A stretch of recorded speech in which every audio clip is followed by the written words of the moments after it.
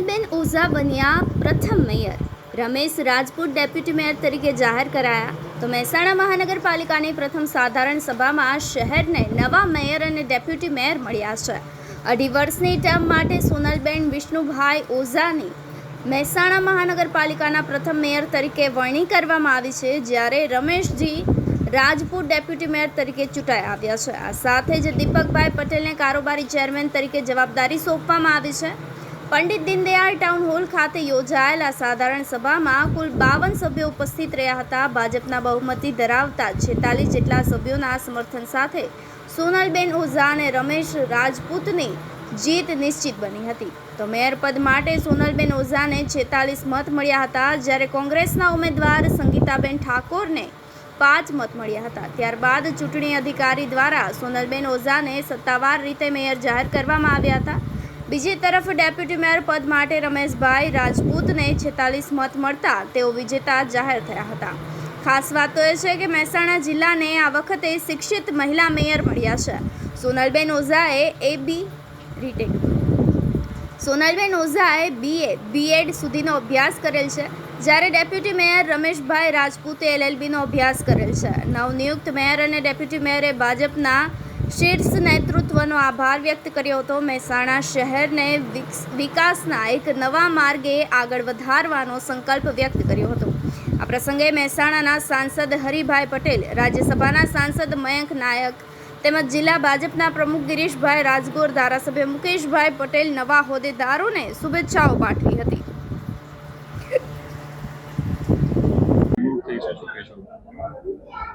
એક તો પાર્ટીએ જવાબદારી આપી ભારતીય જનતા પાર્ટીનો અને મોવડી મંડળનો ખૂબ આભાર માનું છું. પ્રથમવાર મહેસાણામાં મહાનગરપાલિકા થવા જઈ રહી એમાં પહેલું જ મને તક મળી તે બદલ પાર્ટીનો, સંકલનનો અને સૌ કાર્યકરોનો, મોવડી મંડળનો સૌનો હું દિલથી આભાર માનું છું. આજે ચંદ્રકાંતની ગેરહાજર જોવા મળે. ના, મને મળ્યા હતા. વિકાસની ગતિ આપીશું, વિકાસને તેજ ગતિ આપીશું અને વિકાસના કામો કરીશું. લોકોની પ્રાથમિક જરૂરિયાતોને પહેલું સ્થાન આપીશું અને લોકો સુધી અમારી બધી માન્ય મોદી સાહેબની સેવાઓનો લાભ મળે એવા સતત પ્રયત્ન કરીશું.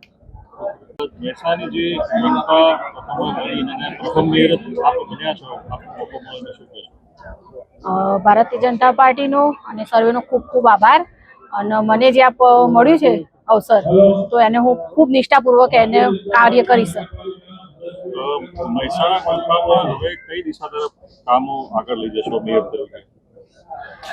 સૌ પ્રથમ તો પહેલા મહેસાણાની ક્લીન અને ગ્રીન સિટી બનાવવાનો પ્રયાસ ચોક્કસ કરીશું અમે, અને એ માટે અમારાથી જે સૌને સાથે રાખીને જે કામ થશે અમે કાર્યો કરીશું.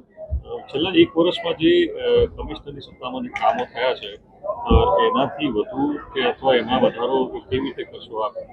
કયા નવા કામો આપે વિચારેલા છે?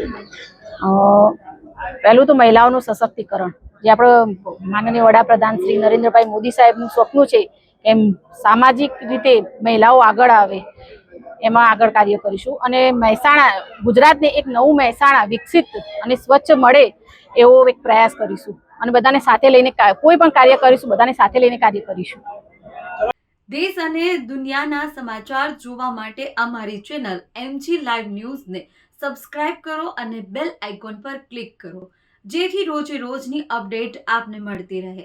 સાથે જ અમારું ફેસબુક અને ઇન્સ્ટાગ્રામ પેજને પણ ફોલો કરો.